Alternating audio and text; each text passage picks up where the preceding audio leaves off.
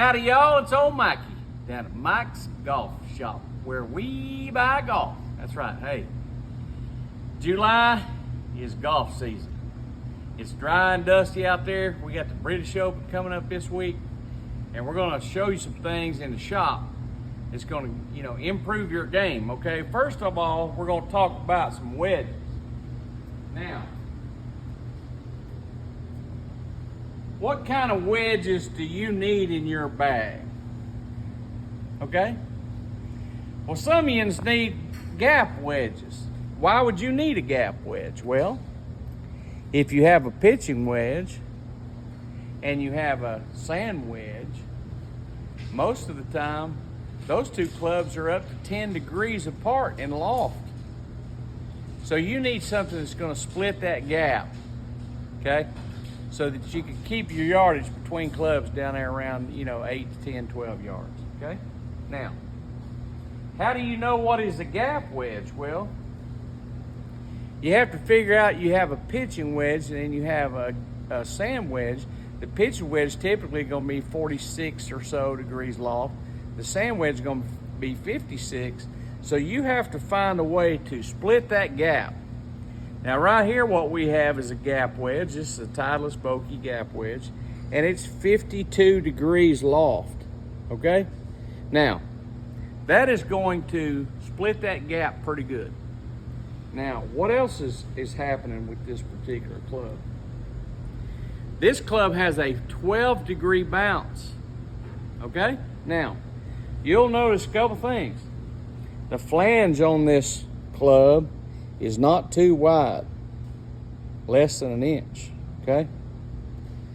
And it has a 12 degree bounce. What is the bounce angle? Well, the bounce angle is going to be the angle, if the shaft is 90 degrees, it is the angle away from the 0 degree line. So that's 12 degrees negative right there. So that is 12 degrees worth of bounce, which means the leading edge is above the back of the flange. Now, how does that help the average golfer? Well, for one thing, if you have a club that's got a narrow flange and bounce like that, then you can swing that thing down there and you don't have to be so accurate on how you present that club to the ball, because that thing is not gonna wanna dig into the turf. It's gonna kind of bounce off the turf, okay? Which makes it a lot easier to hit. So when you get a gap wedge, you may want to consider getting one like this that has a kind of a narrow flange and somewhere around 12 degrees of bounce. That way it's a little bit easier to make contact. You're gonna be more consistent, okay? Now, what's next in the world of wedges? Well, we have wedges that are called lob wedges. And typically, these are wedges that are 58, 60, some of them even 62 and 64 degree. Some people call a 64 degree a flop wedge, but either way, it is a golf club that you're not gonna hit very far, okay? It's gonna be your maximum distance limiter, okay? Now, a lot of guys will take a 60 degree loft club, lob wedge, and they try to get a little bit less bounce on it, because this is a club that sometimes you're gonna be opening up the loft. You're gonna be adding loft to it for those difficult shots around the green. Now, I still recommend quite a bit of bounce. I think you're better off with a little bit of bounce. And certainly, by all means, if you're gonna use this club out of the bunker,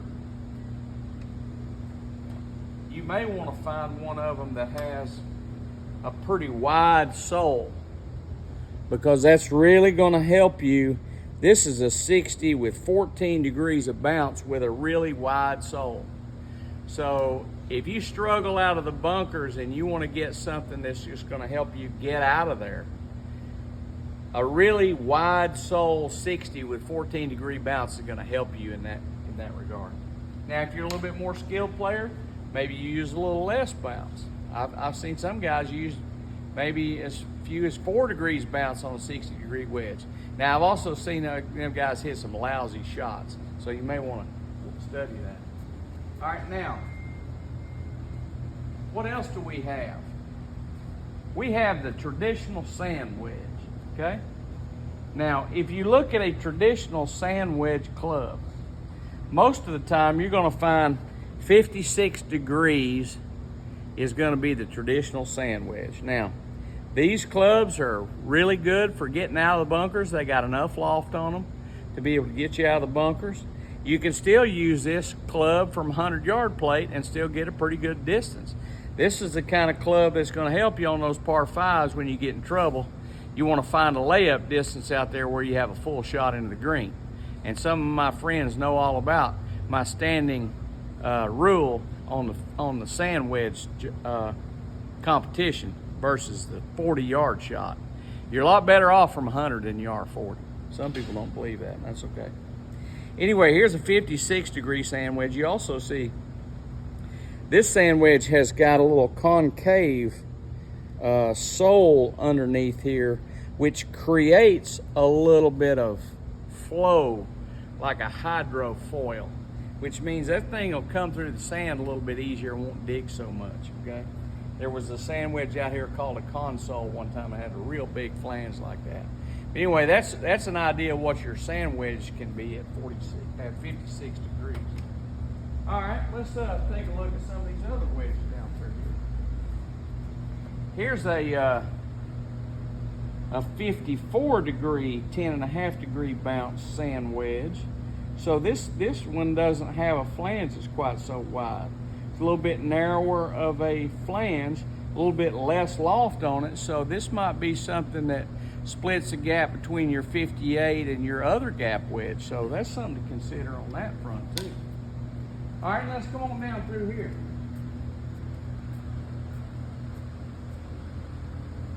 What is something else to consider on wedges? Well, what kind of material are they made out of? Okay. Now, a forged wedge, I can actually put in a loft lie machine and adjust not only the lie angle, but also the bounce and also the loft a little bit. So that's, if you get a forged wedge, then you have something that you can actually do some adjustments on. Now, I adjust Vokey wedges all the time, even though they're cast. Most of them, 90% of them are cast. But they are of sufficient material that we can move them a little bit as long as it's not cold. Now, I will tell you that if it's wintertime and you got your wedges out in the trunk of the car and it's 30 degrees and you try to bend one of them, I've snapped a few of them like a toothpick. So keep that in mind too. Now, let's go over here and look at some good things. We have these clubs that are called hybrids. Now, why would you want a hybrid club in your bag? Okay? Most people can hit their irons as long as their irons have a lot of loft on them. If they have a forgiving iron, they can hit, their 6 and 7 irons pretty good. But at a certain point, when you get on up to 5 iron, 4 iron, you don't have quite so much loft on that iron. They become more difficult to hit. So some people wind up getting hybrid clubs. Now, what do you want to look for in a hybrid club? Well, the main determining factor in the hybrid club that you want to consider is what is the loft of the hybrid club, okay? These are hollow metal clubs that have a face on them like an iron, and they have a body on them kind of like a fairway wood, but much, much smaller, okay? These clubs are still far more forgiving to hit than an iron is.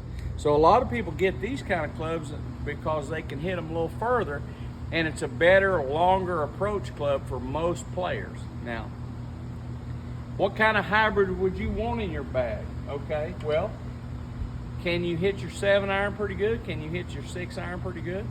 Chances are you can. So you want to consider somewhere around 26, 27 degrees worth of loft as your first hybrid, okay? That's going to be the first hybrid you have, the shortest hitting hybrid. That way you got something that's going to be a little bit easier to hit, but yeah, you can maybe hit it on out there when you get past the 150 marker pretty good, okay? What else do you want to consider in these clubs? Well, I would say most people would want to look at what kind of shaft do we have. Now, you'll see that most hybrid clubs are going to have an 80, somewhere around an 80 gram shaft, and that's going to be the weight of the club. Granted, the length of the club is something you got to consider too. You're probably better off with a little bit shorter hybrid club with a little bit heavier shaft so that you can maintain control. All right, now what happens when you get a hybrid club that doesn't have so much loft on it? You know, it's like a modern day 1-iron. A lot of guys on the tour got a driving iron, or they got a club in their bag that is a longer hitting club. So why would you want something like that? Well, again, these are long approach clubs. These are clubs that help you hit the tee ball in the fairway when you have a little bit of a dangerous situation out there. So if you got something like this, for an example, here's a prime example. 16 degree, I think it's a 16. I ain't got my glasses. But this is a long hybrid. That is pretty much the modern day equivalent of the 1-iron, okay? A lot easier to hit because it's got this hollow metal design, but it's not got too much loft on there. So man, you can really power that thing on out there. Get a lot of distance, a lot of ball speed off of it. All right, now, what do we do in the fairway wood section? Some people like the hybrids, other people like the fairway woods. Well, me, for an example, I like to have a strong fairway wood in the bag. Let's see if I can find one of those.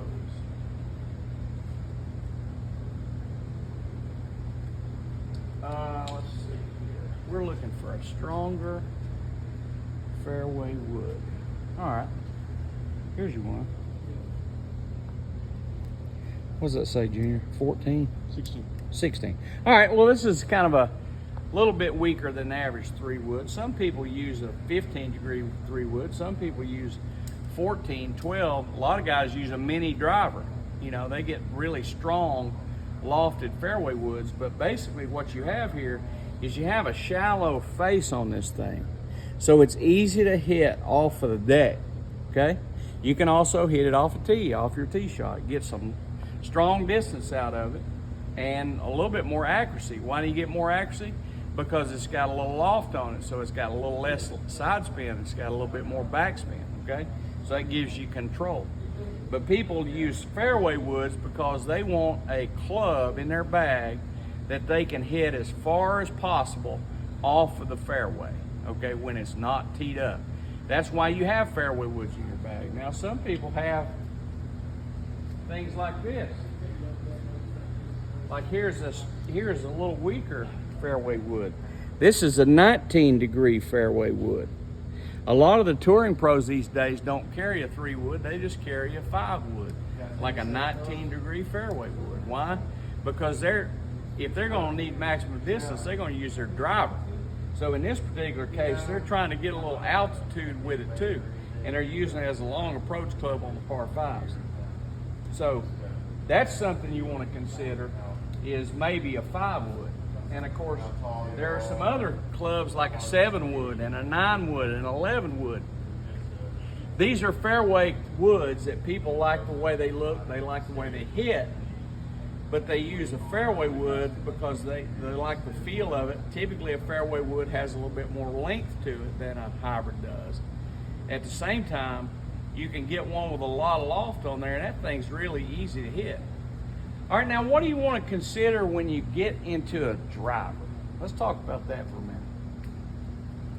First of all, the number one rule of thumb you need to remember is that a driver that has the lowest possible loft is going to give you maximum ball speed, okay? Because loft is a distance limiting thing.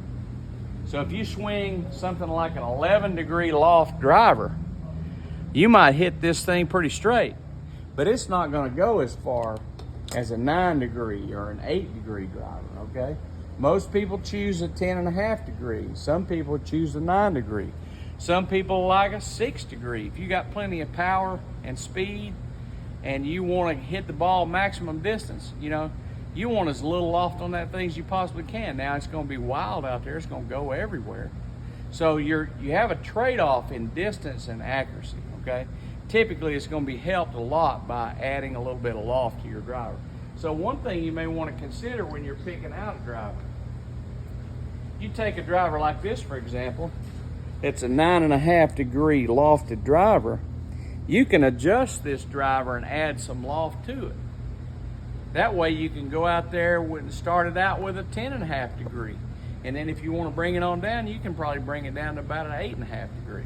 So you can do some adjustments on these drivers these days. So you may want to consider that when you're trying to figure out which loft you want in your driver. Now let's talk about shaft.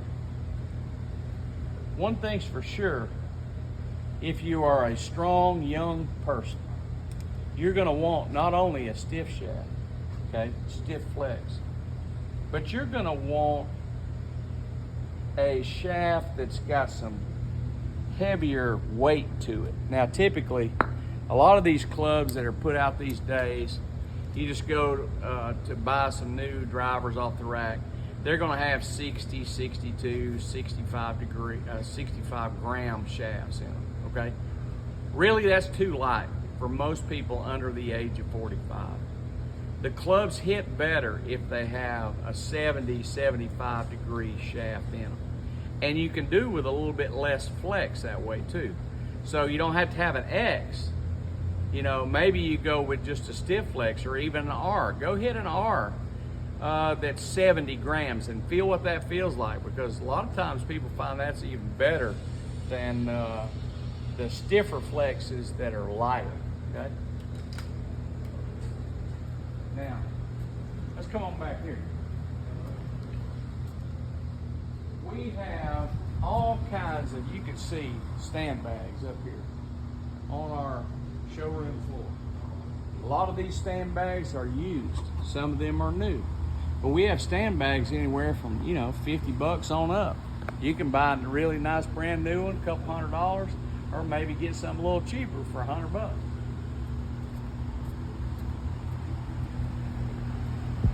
Here's a really nice section back here now. These are our cart bags we have. It's a Daytrek cart bag. You can see that thing weighs like 4 pounds. It has some really cool handles on there. It's got a big cavity in here for the oversized putter grips. It also has a divider top. These things have bag cover inside them so that you can cover up your clubs when you're traveling, whatever. So I mean, these things are really cool. And we got a nice blue and red one. We got a gray and red one right here. We do have some other things, some other colors. Now, if you look right here, here's the Swing Science stand bag. This is one of our top sellers. This is another super lightweight bag. It also has stand legs on it, okay? So those of you guys who go out there and play golf and walk, okay, this will keep your clubs up off the ground where you can select from them almost kind of like it's a caddy. You see how that works? These things are great, and they're super cheap, man. It's like 200 bucks for a brand new bag. They're really, really nice. And they come in some exciting colors. We have light blue, we have maroon, we have green, and we have royal blue. Aren't those beautiful? We also have black with a green top on there. Now, come over here and take a look at this real quick. This is something that you might want to wind up with every now and then. That's a travel case, okay? If you're going to go on an airplane, sometimes we have some travel cases here at the shop that you can buy and throw your clubs in there and go to the airport and throw them on the plane. So most of the time we got these all the time. All right, look at this right here, what we got. We have both 4-wheel and 3-wheel push carts. Now, A 4-wheel push cart is going to give you a lot more stability. Okay, so you're going, depending on the kind of terrain that you've got, you might find a 4-wheel push cart is better. Now, what about the 3-wheel push cart? 3-wheel push cart allows you a lot more steering versatility. These can turn in a lot tighter zones. So a lot of guys like the 3-wheel version. Those are awesome. All right, come on back here. We have so many iron sets. Iron set after iron set after iron set after iron set. If you need to get an iron set, inexpensive iron set, we got tons of iron sets back here. That, some of these things are really cool too. And guess what? You can pick these up and go play golf. You're trying to get in the game. You don't want to spend a lot of money. Well, these clubs are going to fit you just fine. You get out there and try to learn how to play the game of golf. It don't really much matter what you're learning with. And as you get better in the game, you can improve and get some new things. Now, look at this right here, what we got. We have this package right here that is the Orlemar Alante Ladies Golf Club Set, okay? These golf clubs have super lightweight graphite shafts. They're certainly aesthetically beautiful. They got a little bit smaller grips on them. They got a little bit shorter shaft lengths in general. Nice, clean bag. One package price. Come on in here and get your Alante Orlemar. It's a top quality brand, top quality materials, and these golf clubs will suit you just as good as anything you could possibly get. Let's go up here and check this out.